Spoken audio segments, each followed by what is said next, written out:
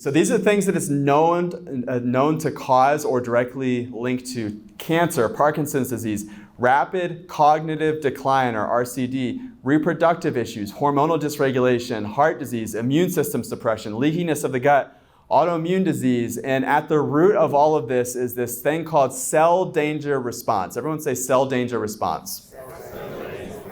Cell danger response. What is cell danger response? Your mitochondria, which is what? The powerhouse of the cell. Do you guys remember this from like 8th grade? No? Okay, so I'll remind you.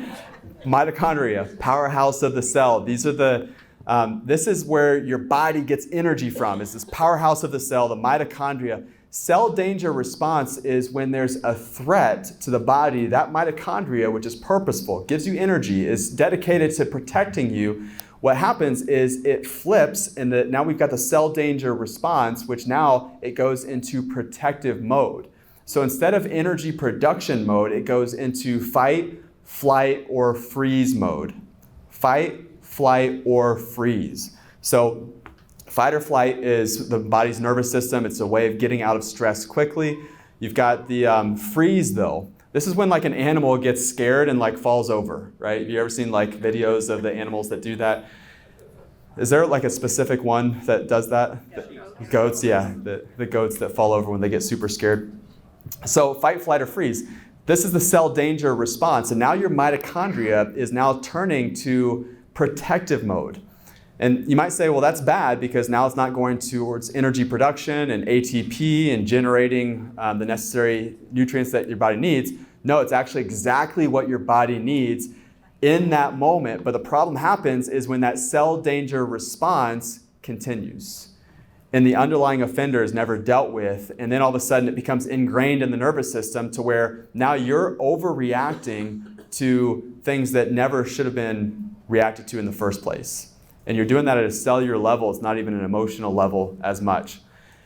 So cell danger response leads to what's called metabolic dysfunction. Metabolic dysfunction is where now you don't have the energy necessary to complete normal daily tasks the way that you once did.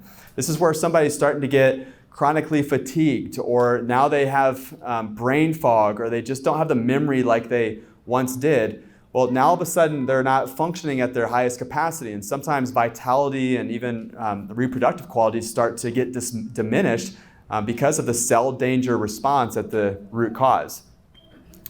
Metabolic dysfunction then drives chronic disease because now if you don't have the nutrients that you need, you don't have the antioxidant production, you don't have the minerals necessary, all of a sudden now your body is now susceptible to virtually everything. And now this, what I'm talking about, is the terrain, the idea of the terrain, protecting the terrain, that the host now is a weakened host and now susceptible to virtually anything. And now it's not random chance or bad luck when this person ends up now with high blood pressure. It's not bad luck when that person now all of a sudden is now, the cholesterol is ticking up higher and higher and higher. Or now all of a sudden we've got issues of like, oh, I've got arrhythmias, or I think my heart just skipped a beat, or hey, I've got this weird lump here. That was not bad luck. It was not random chance. It was not bad bugs. It was a cell danger response in a problem that was never dealt with at the root. This is the root. If we say root cause, I don't like the idea of root cause because there's root causes. There's multiple causes. But if we're talking about an underlying factor, the dysregulation of the nervous system is an underlying, if not the underlying cause of all disease. A dysregulated nervous system. And I can prove this to you because somebody is, let's say, emotionally just angry and just really upset and just kind of blowing steam. And all of a sudden, what's happening? His face is starting to turn red, getting really emotional. And you might even say, Larry, slow down. You're going to give yourself a what? Heart attack. You innately knew that emotions, the nervous system, is going to cause health issues. Yet, when Larry has a heart attack, not in that moment, but a year from then, or 3 years, or 5 years, what do we then say? Well, his mom or dad had heart issues, right?